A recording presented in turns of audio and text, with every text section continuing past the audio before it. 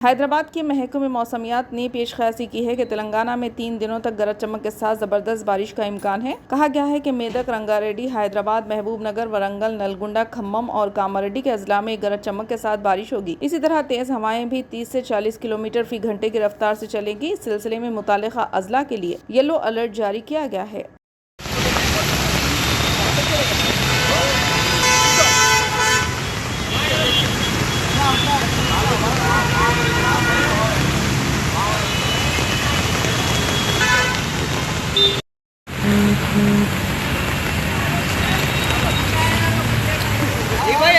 हमारे आदमी की चप्पल तो ले लेंगे।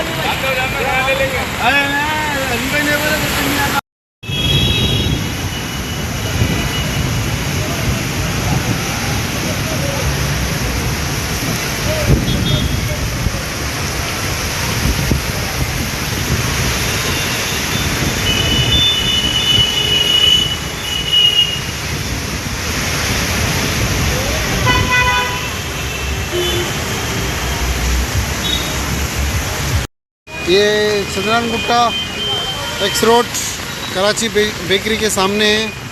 कुछ देर की बारिश में पानी रोड के ऊपर भी जमा हो चुका है। ये देखिए, मुकामी नौजवान और ट्रैफिक पुलिस कोशिश कर रही है चंद्रानगुट्टा ये जैसा ये देखिए,